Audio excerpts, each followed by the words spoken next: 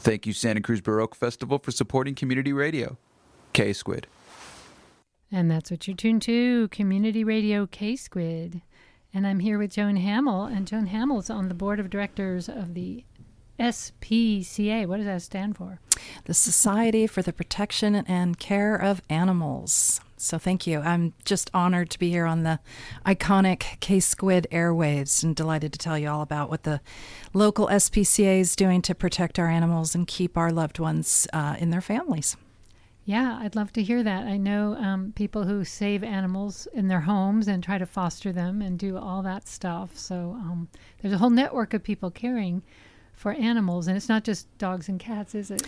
Most of the animals that we have at the local SPCA, and maybe I should just zoom all the way out. So within the county of Santa Cruz, we've got the county shelter, which is over on 7th, and then we've got the SPCA, which is on Chanticleer. So we've got 2 shelters, and there's a lot of other rescue animal, sort of Native organizations, animal rescue. Everything from horses to, bunnies, chickens, the whole gamut. But But the main dogs and cats mostly. Mainly dogs and cats for the SPCA. And the county shelter is differentiated from the SPCA. They are the government-funded shelter. So they're getting that, federal funding to operate their programs. The SPCA does not. We operate solely on the kindness and generosity of our donors, benefactors, those that have given their money over when they've passed, lifelong animal heroes that fund the SPCA. So that's sort of the big picture.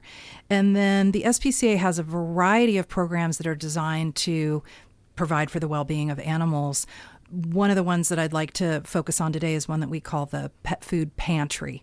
So it is a program that was established in about 2005, and one of our longtime Santa Cruz animal lovers, a gal called Heather Zier, left her wealth to this program in her passing in 2005. And since then, it's operated to provide dog and cat food to families who, for whatever reason, may be hitting some sort of financial hardship. Times can be tough. Sometimes we're worried about putting food on the table for our own human, family members, let alone thinking about what we can do to support dogs and cats. And believe it or not, sometimes that's the difference between being able to keep an animal in the home or having to make that absolutely heartbreaking choice to surrender the animal. So this program has saved many, many animals from that fate and kept the families together in those loving households. How do pet owners sign up for it? There's a number of ways that you can participate. There's the recipient end of things. You can come out to the SPCA. We've got programs on every Sunday. You can come out to our shelter at 2601 Chanticleer Avenue in Santa Cruz, right there by Gray Bears.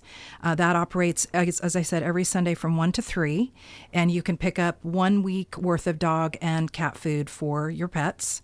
So that's sort of the recipient area. You can also there's free supplies that local folks donate as well, beds, cat climbers, those kinds of things. So that's all on offer as well. And then the other side of that equation is the donations that you can provide to the SPCA. So donations can be made to the organization either of the food itself. If you've got leftover food, we can take food even in an open bag as long as it's dated and we've got the expiration information. But you can also make financial donations to support the program.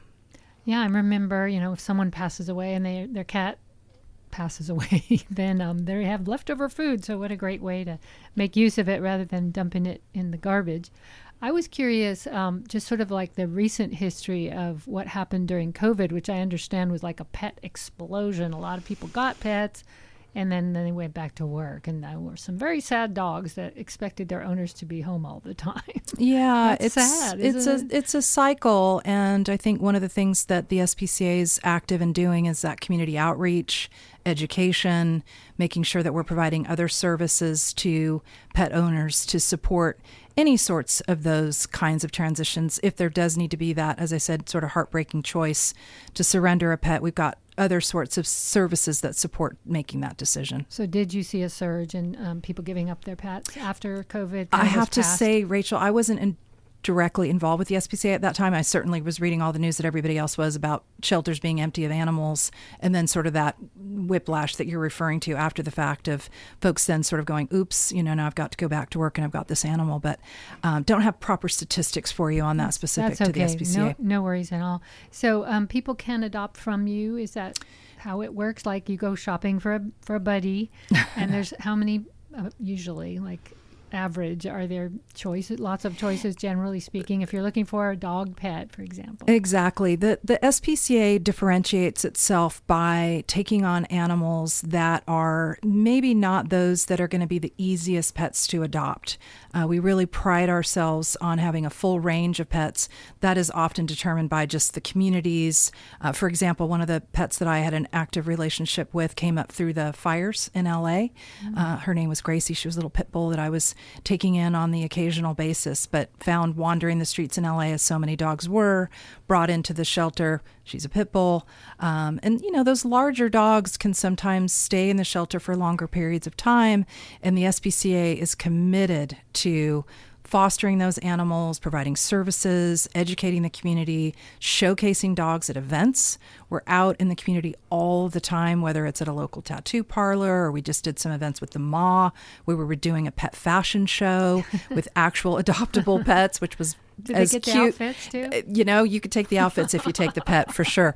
But it was as fun and funny as it looked. But it was also to serve that message of these dogs just want loving homes. All they really want is the end of the day to be snuggled up with you and connected. And so the SPCA does a lot of things to make sure that those animals have a great experience in the shelter. We have over 400 wonderful volunteers that come out. They walk, they clean. One of the other programs that we have that I absolutely adore, it's called Rescue Readers.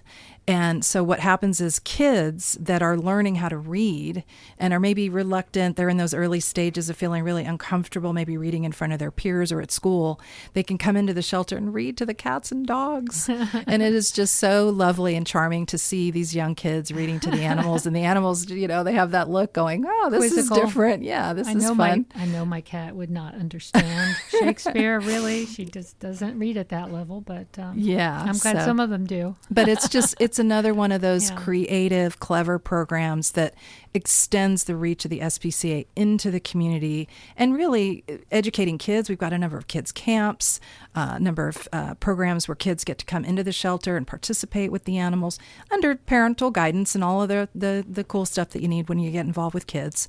But it's really educational, and it's teaching them from a really young age how to interact with animals, the importance of that kindness and the bond that is so important with children.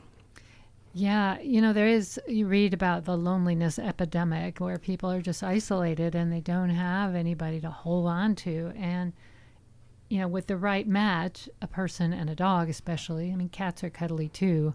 I'm a cat person. I know people divide themselves kind of into these camps, but I like to pet dogs. I don't need to own one. And I was wondering, how you break through some of the people maybe who live in old folks' homes or, now they're called retirement communities or any other place where people might not have the connections they used to have for whatever reason. Well, it's interesting that you mentioned seniors because there's another program that we offer that is Dr. Jean's Senior Friends. And what that does is match senior individuals with senior animals, which is another part of the pet population that finds itself somewhat hard to become adopted. If you come into the shelter, there's one of our older guys or gals in there. Maybe the question mark is, golly, do I want to adopt an animal that's got a little bit more mileage? This is a program that pairs up seniors with seniors, and it's a specific and dedicated program, and it's really just lovely. And like you say, that loneliness epidemic, in fact, this is a story idea that Brad and I have been tossing around is, what might we do to elevate that or write about it in a way that helps people find resources? And obviously pets and pet ownership and pet involvement, even if you just want to be a foster parent, that can be a short-term way to engage. You can do doggy day outs. It doesn't have to be a long-term foster commitment. Or if you've got more time and more capacity, you can be bringing on a mother dog with pups, a mother cat with kittens, whatever sort of availability you have, we're interested in talking to you. And I think there's ways that we can do a lot as a community to come together to share that love and that bond that helps, bring everybody's morale up at a time when heaven knows we all need it. Yeah, and thankfully dogs don't read the news. Don't read any newspapers. No, we're not reading that except kind of reading. Except for the good times, you can read exactly. that. Oh my, yeah. A lot of people's first experience, with picking out a pet involves going to what we used to call the pound. Oh gosh. And the dog catchers would take them there, and they would probably not live very long. I know that part is evolving, but it's also still probably, one of those touchy subjects. And I'm not very well informed, I will admit. I know that some are no-kill shelters and some aren't, and I don't know which the SPCA is, so I'll ask you. We are very intentional about not using that label of no-kill. However, I will say the incidents where that becomes required are very, very, very low. So on an equivalent basis, I think it would amount to that. We just don't use that label because there are times in extreme and, as you might imagine, very, again, heartbreaking. I'm using that word a lot today, but it is the case that would be a very, very tough decision. But by and large, what the SPCA does is apply lots of tools and resources. So we have veterinarians that can come in. Dogs can be put on medication just as humans. I didn't know this when I joined the SPCA, that there's actual medications just as there are for mental health issues among our human populations. Many of our animals have some mental health issues, and those can be treated. Puppy uppers and doggy downers? In a manner of speaking, yes, Right. yes. But it's the same thing of Yeah. being able to arrive at a place where you can stabilize the nervous system. You can regulate the animal's basic human needs, their basic feline canine needs, I guess is the word I'm looking for here. But you can get them in a baseline state. Then you can start doing the training, the behavioral guidance, get them the activity that they need so that they're not presenting in that hectic, sort of crazed mindset. You've got them leveled out, just like kids when they're in ADHD and these other sorts of things. You can get their nervous system stabilized to the point where then they're able to take on that training and that behavioral guidance, calm them down, cool them out. Then when the folks come in to look at the shelter animals, there's a much more likely opportunity that animal is going to be seen as one that could find its way into a home of whatever sort, single, family, whatever. So yeah, it can be really helpful. I'm on the radio with Joan Hammell. She is on the board of directors of the SPCA of Santa Cruz County. We're talking about pet adoptions. We've been mostly talking about dogs. Are you a dog person or cat person? I've had both in my life. I've had the privilege to have both.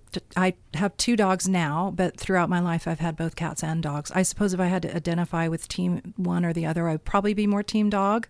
But at the same time, when you're around the shelter and you look in those windows and you see those beautiful cats and their luxurious fur and all of their quirky behaviors, it's wonderful. And it's just an exciting opportunity for me to come closer to that bond that I've always had with animals in my life and be able to share that with others.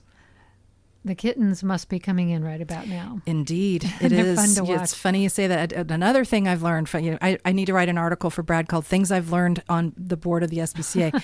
I didn't know that there was kitten season. Maybe I should have. Maybe others know this, but I did not. But yes, we are indeed coming into kitten season, and those are, I think, challenging situations as well. But oftentimes, those younger pets can be more appealing, especially when it's a family coming in, perhaps with younger children.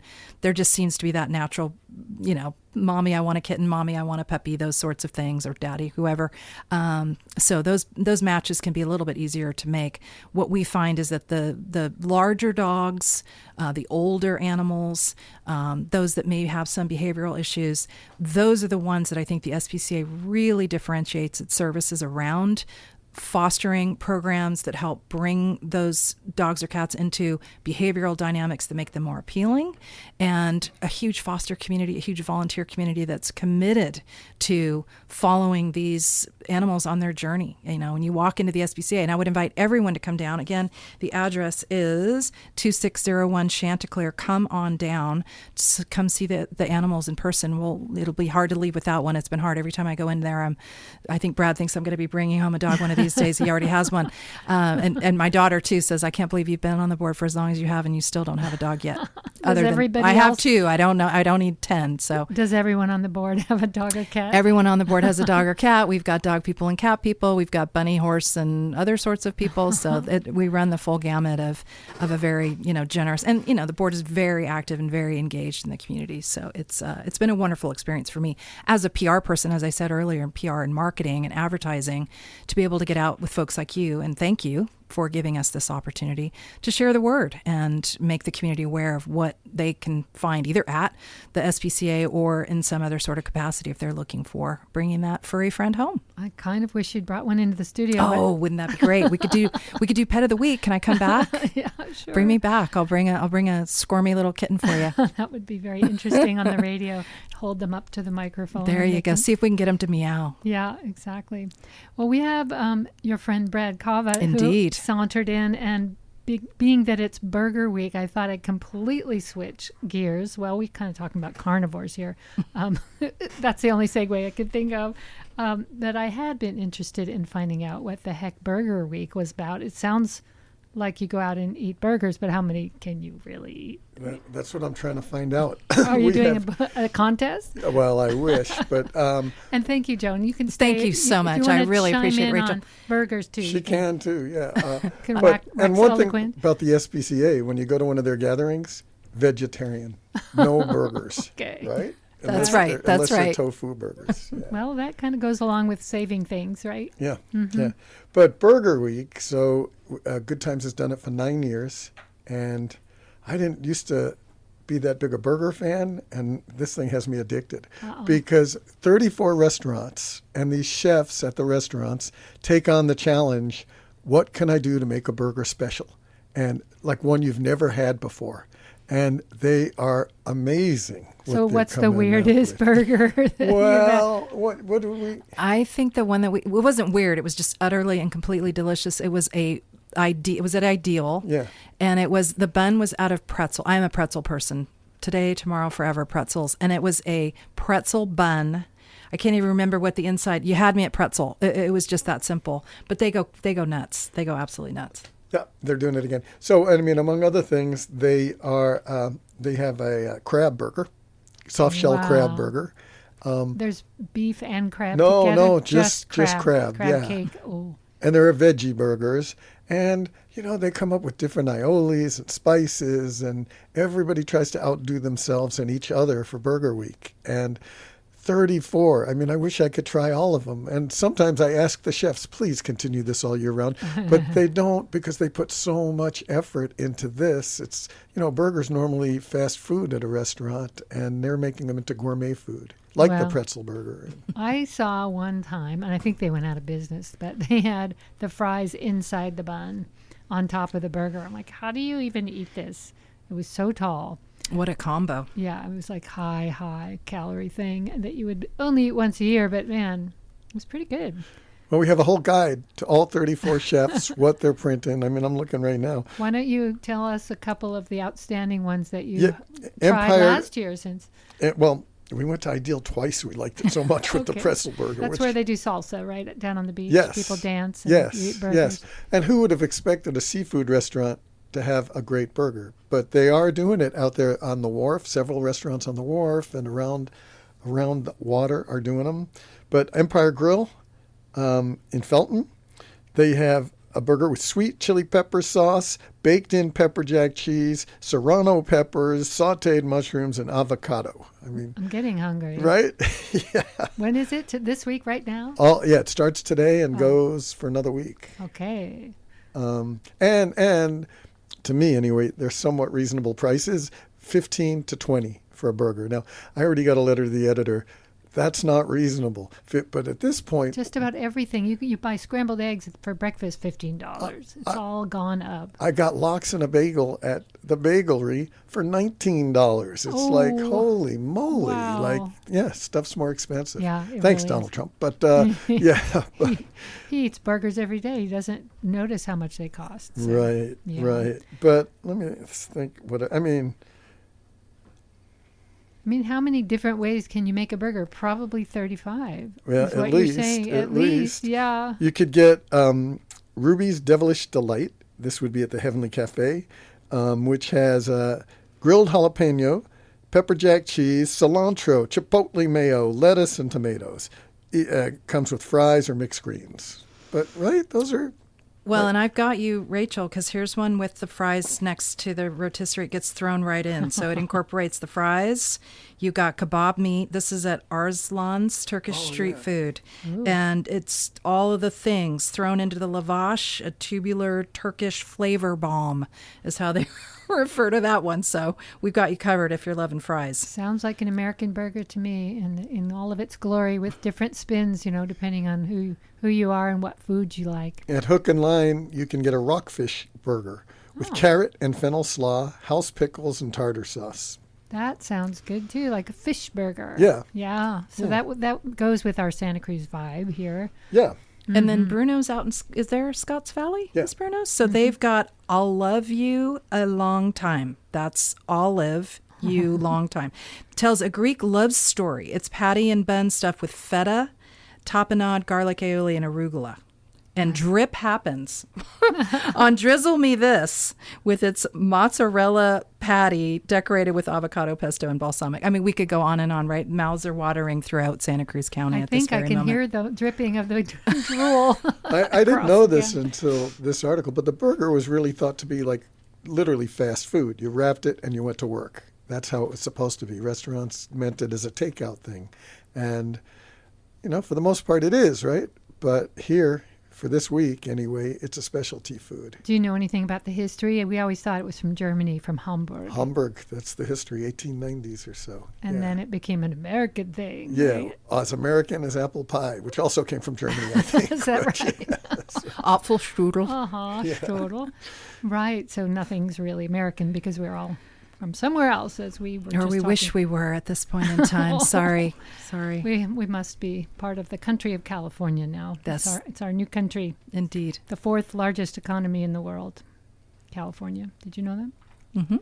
So we'll talk a little bit more about Burger Week, and then we can segue to what's coming up in the Good Times issue, which probably has been out for a day, but not everybody's read it yet. Came out today. What is today? Oh, Today's no, Thursday. yesterday. Came out yesterday. So I said a day. I was just about right. So how's that going, and what's the cover story this week? The cover story this week's Burger Week. Next week's cover story is upper crust. It is on small symphony orchestras or small chamber music groups, and how many of them there are in Santa Cruz.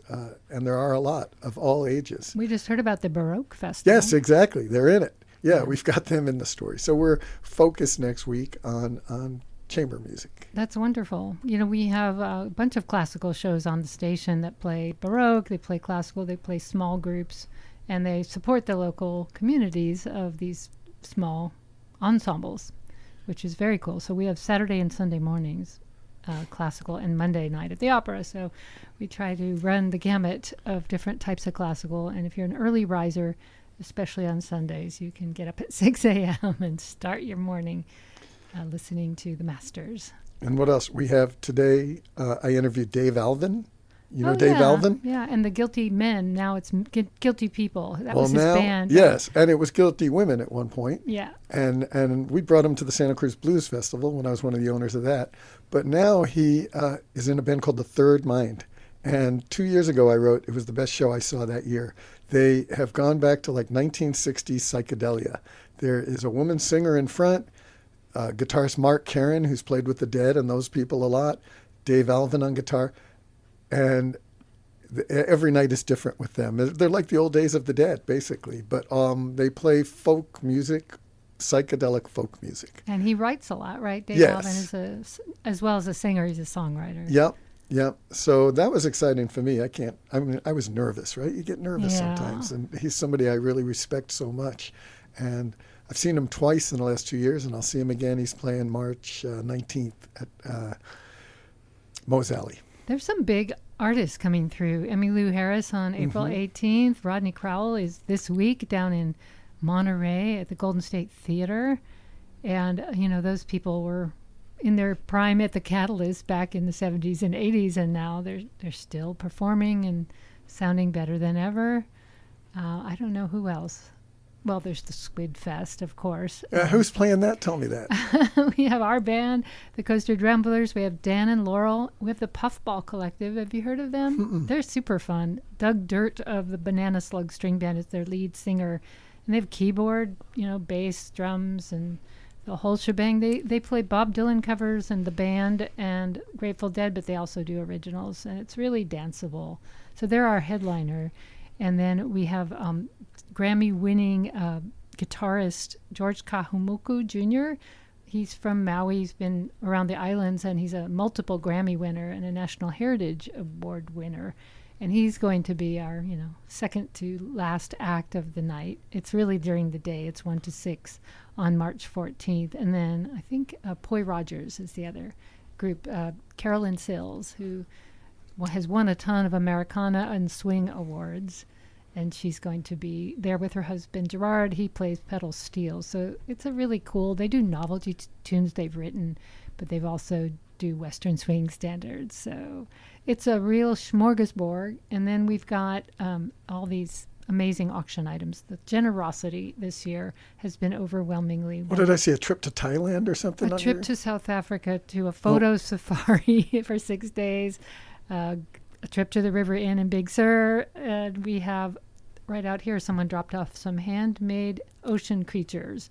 I mean, it goes the gamut. Beautiful handmade goods like cutting boards and baby quilt. And just people have been generous. They've made things specifically for the auction as well as donating some beautiful things. While we're sitting here, can I donate something? What are you going to do? I own the magazine Growing Up in Santa Cruz, and I'll donate a quarter-page ad. Oh, thank you. Whatever they want, we'll print it as long as it's family friendly. Yes.